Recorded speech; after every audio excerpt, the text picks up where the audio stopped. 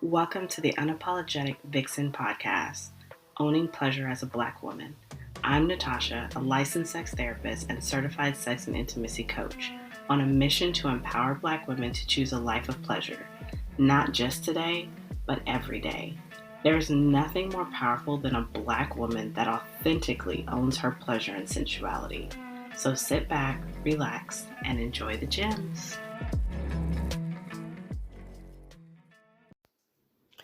Hey, before we start this episode, I just wanted to leave this disclaimer because I did not want y'all coming for me. In this episode, I talk about the 3 stereotypes of Black women, and I say Aunt Jemima, Jezebel, and Sapphire. However, it's not Aunt Jemima, it's the mammy. So I just wanted to put that out there. Don't come for me, y'all. I know what I'm talking about. I really do. I just happen to be thinking about that because that is the main name that we use for it. So enjoy the episode. Thank you. Hello and welcome to another episode of the Unapologetic Vixen podcast, Owning Pleasure as a Black Woman. Let me ask you a question. Have you ever been minding your own business and have someone walking past you say, you should smile more, or you would be prettier if you smiled, or hey, beautiful, smile? That has always been such a pet peeve for me. I do not like when people tell me to smile. And at one point, I thought that it was only me. I thought people only did that to me. And it's usually, well, let me talk about it in 2 contexts that it happens to me. And it may happen to you in more than these 2 contexts, but when I really think about it, and when I was doing a little bit more research about it, it usually happens in 2 contexts. So the first one for me was at work. So I would be walking down the hallway, thinking, reading a piece of paper, looking at my phone, something, and someone would tell me, good morning, smile. And my face would immediately scrunch up like, why are you telling me to smile? My first thought is always, if I was to see someone walking down the hallway or just on their own, just randomly smiling, I would be concerned. To me, that's creepy. Like, what are you smiling at? What is going on?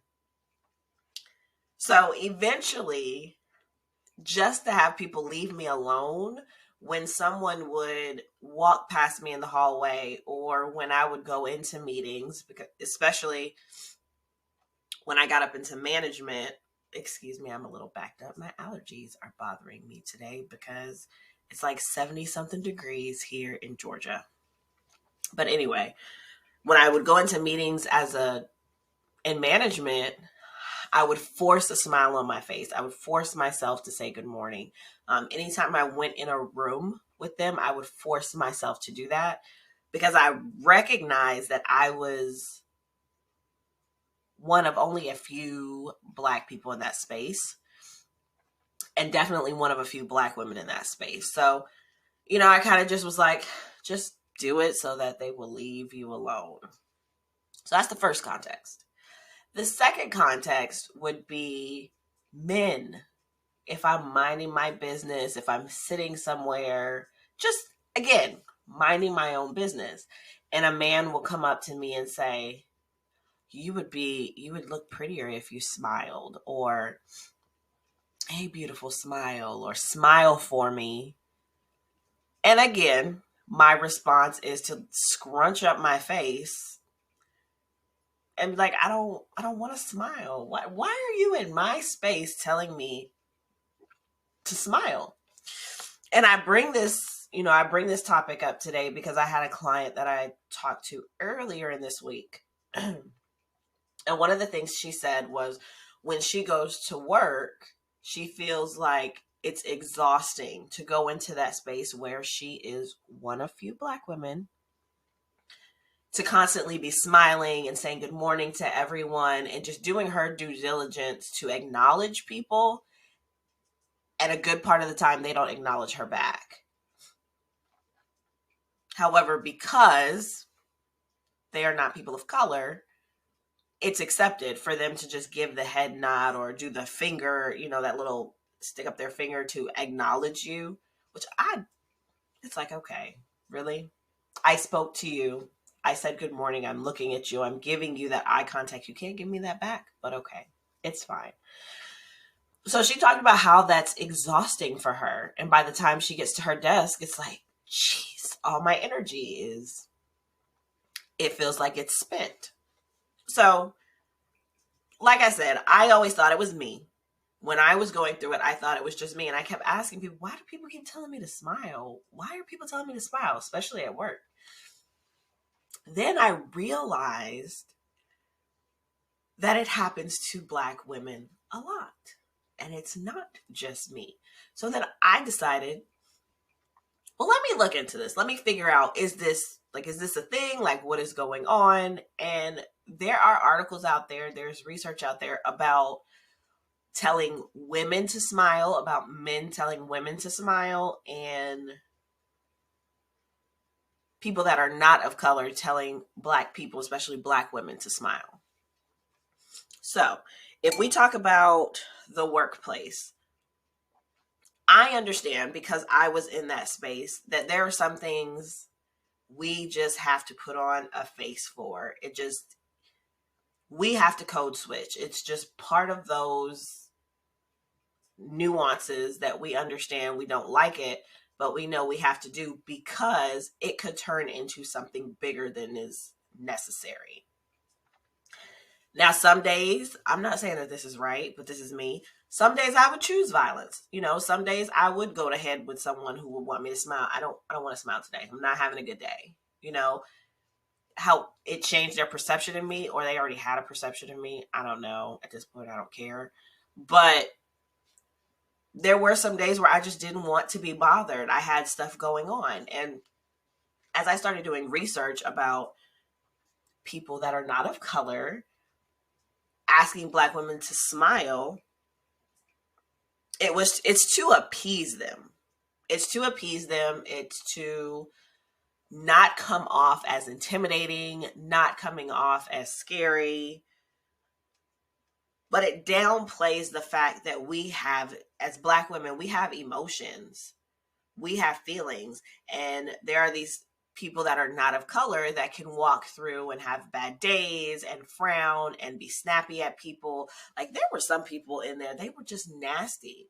They were nasty to people because they were having a bad day. They would treat you really crappy. And it was one of those things where you're just supposed to take it. And if you said something, they'd be like, oh, she's just not having a good day. Or, oh, he's just not having a good day. Just give them their space. But let it be me. Let it be, another Black woman or another one of my staff that's not having a good day. They're coming to me and approaching me. She had an attitude today, or I don't know what's going on with her day. Can you talk to her? Because it's just coming off really disrespectful. And it's like, what? So it's okay for her over here to be in a bad mood and be talking to people crazy, but you want me to address my staff because she's not having a good day, and she didn't come off half as crazy as this other person over here. But okay, cool. I got you. I hear you loud and clear. And so being in a management, when I moved into that management space, I understand what it is. I understand what it is. And I did what I needed to do, even though I didn't like it. But I was very upfront with my staff. Like, look, I get it. We have to find somewhere else to put it. So if you need to come into my office and vent, if you need to, let's find a safe space for you to be able to do that, because out in the hallway, out in these open spaces, it's not safe for you to do that. And not only is it not safe for you to do that, it could jeopardize your job. I cannot tell you how many times in my life, especially as I got older, I was constantly called intimidating, that I was mean, that I'm a bitch, that I'm not friendly. And in the beginning, it used to bother me because I'm like, I don't want to be considered mean or intimidating. And my question would always be, Well, how am I intimidating them? What did I do to intimidate them? What did I do? It was like I stay to myself. I don't talk to people. I'm a little blunt. I won't say a little. I'm a lot blunt. I have worked on myself, but a couple of years ago, like I didn't care what came out of my mouth, and I recognize that that's not okay. But there are some people that I've like never talked to ever, and we get to know each other, and they'll say, "Yeah, you were really intimidating. Why?" And a lot of it was, well, your face, like the way you carry yourself and everything like that. And I'm like, because I don't. But the biggest thing was because I don't walk around smiling. And so that is across the board for Black women. We are just considered mean. We are considered the aggressor, even if we don't open our mouths, right? And that took me down another rabbit hole of research. You all will find that I absolutely love researching things. So I've always known about, and I'm going to do a separate podcast episode about this where I go a little bit deeper into the stereotypes. But for Black women, those that are not of color see us in three ways. I knew about the Jezebel. The Jezebel is the hypersexual, unable to be raped because she always wants sex, promiscuous. That's the Jezebel. I knew the Aunt Jemima, which is usually, the bigger sized woman that is nurturing, not attractive, taking care of, the family, taking care of people inside the master's home, the kids inside the master's home. I knew that one. I was not privy to the Sapphire. That is a stereotype that I learned. I knew about the angry Black woman, but I didn't know that there was an actual stereotype for it, which is the Sapphire, who is the angry Black woman. She's the aggressor. She's intimidating. She's independent. She don't need anyone. She's constantly going off on people, cussing people out.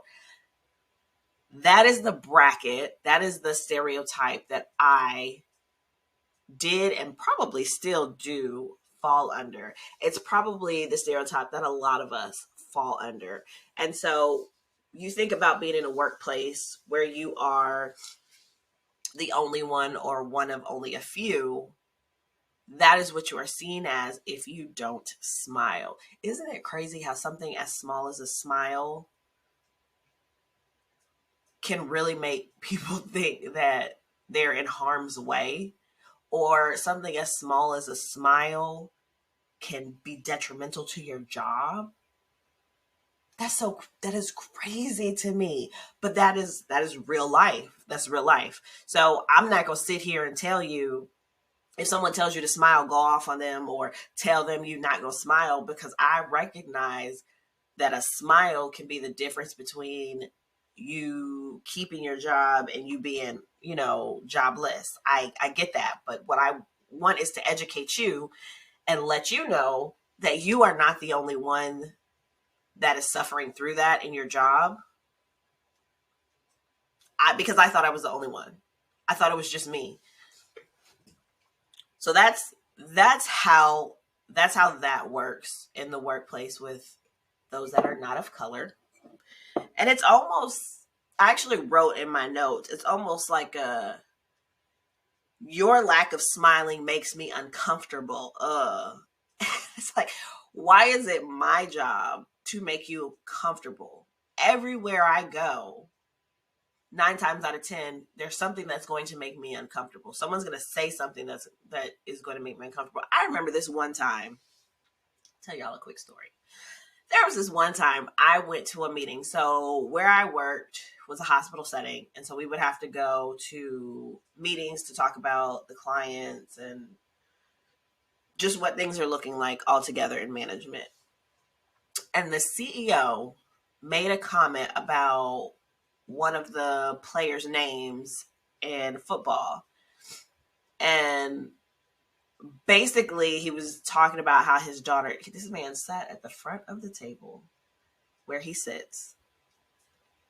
And I remember, like, I could see myself there. And it was myself and 2 other Black women there. And he made a comment about, I think the player's last name is Negras. I think it's Negras. And his daughter was like, you can't say that, or something like that. And he was like, no, that's not what it is. And everyone started laughing. And I plastered this really fake, I didn't laugh. I plastered this fake smile on my face. And the one of the other black ladies was across from me.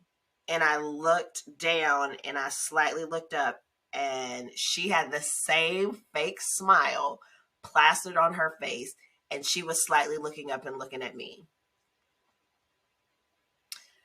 I was like, are you kidding me? Are you kidding me right now? But I am very much aware that if I would not have smiled, or if I would have made it a big deal, then that would have jeopardized my job. They would have been talking about me behind my back about how it's just like, oh, she can't take a joke, or oh, maybe she doesn't need to be in these meetings, because that's the type of space it was. Like, if you didn't mold to what was going on in there, then they would kick you out. It was like, it's like this circle, this tight mean girl circle with men in it. And if you didn't do what they wanted you to do, that they would kick you out. So, I played the part. And now I think about it, which I might do an episode on this as well, about how I had to, like, now when I think about my experiences in that position, how it affected me being at work. Because when you're in it, you don't think nothing about it. But anywho, so that's the workplace smile. Now, when we think about men coming to us and telling us, oh, hey, you'd be prettier if you smiled. What? Yo, go on somewhere, because I am pretty whether I smile or not. If that's your way of coming to talk to me, or you think that that's a slick line, sir, I'm here to tell you that it's not. So I started doing research on the men telling women to smile. And we think about black women. For black women, it's pretty much the same thing. You're intimidating. You're carrying this independence energy, and it's like, you don't need me. And hey, that's not cute. Like, you don't look cute frowning. I need you to smile for me. What? Why are you trying to control my face? You let me know how it makes you feel when a man comes and tells you to smile.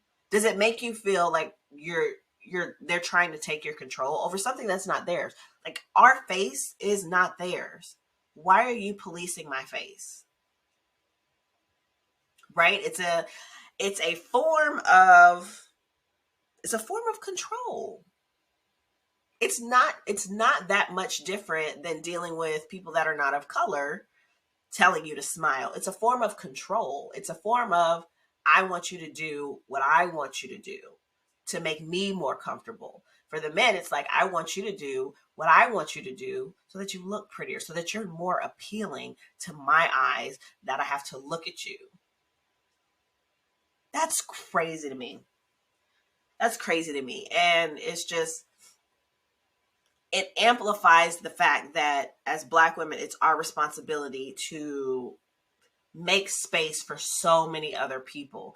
Even when we're minding our own business, even when we don't know someone, it is our responsibility to make space for this person, because our face makes them uncomfortable, because our straight face, or as they like to call it, our rusting bitch face, or like just me not smiling affects you so much, it makes you uncomfortable, that you start having all these narratives about who I am in your mind about me. Listen, I'm here to tell you, you deserve to feel all your emotions. And if you're like me, you may wear your emotions on your face. It's fine. It's fine. Feel angry, feel frustrated, feel sad, feel whatever you want to feel, and honor that. I'm telling you to honor it. I want you to know that I see you. I want you to know that I acknowledge that your days are hard, And there are some days where you're like, I don't have a reason to smile. You want me to smile, but you have no clue what I've gone through today. I have dealt with the most, additional microaggressions than just telling me to smile at my workplace. I've dealt with being the only one or the one of few. I've dealt with holding space for so many people's emotions throughout the day. I've dealt with going home and holding space for my family, no one asking me how I'm doing and actually really caring about how I'm doing, not it just being like this automatic habit of, and how was your day and how are you doing? Right? Still moving through life, doing the necessities to live, still taking care of family, extended family, still holding space for girlfriends, for just holding space for everyone but yourself. And then when someone comes and tells you to smile, it's like a slap in the face. Because it's like, there's nothing about me that matters. The only thing that matters is that you're comfortable in my space. I see you. I've experienced this with you. I still experience this with you, just a little less now that I've decided to work for myself. But still being out in stores and being out, every once in a while, I still get the smile. Hey, smile. You should smile more. And because I'm in a place where I don't care to make anyone comfortable, especially someone I don't know, my response is, I'm not gonna tell you that my response should be your response, because my response is like, I don't want to smile. And then, they might get a nasty face from me. Leave me alone. I'm real quick to be like, you can leave me alone. But I also recognize when I was in the corporate setting, that was not an option, because that would be adding flame to the fire, whatever that saying is. I recognize that. So I just want you to know that I see you. I see you, and I want you to know that I'm here to help you take care of yourself. I'm here to help you just release and be relieved of the fact that you are not the only one in this situation. And it really, really sucks really hard that is the situation that we have to be in at all. And I love you even when you don't smile. You are still beautiful to me even when you don't smile.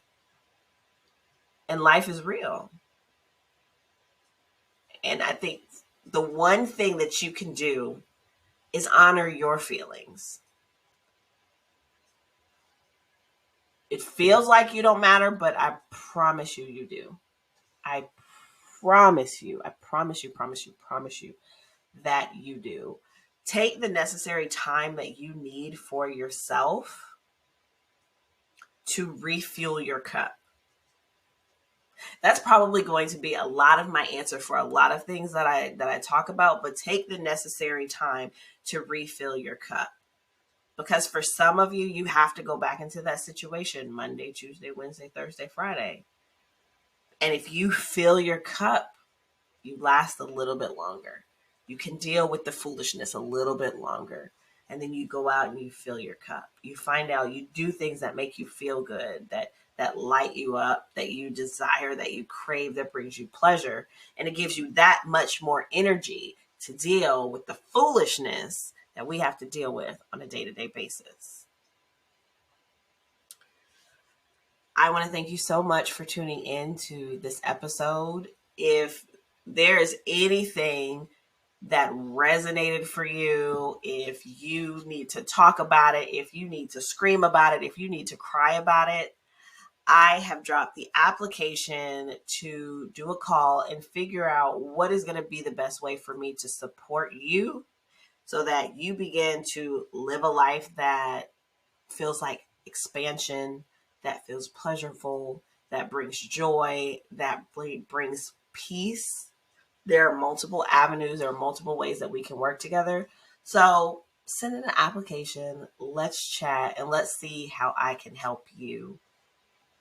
So have a wonderful, wonderful day, and I will talk to you next week. Thank you so much for listening to today's episode. But before you go, I'd love to invite you to share with me what's coming up. What are some breakthroughs or discoveries you experienced after listening to this episode? I would love to hear.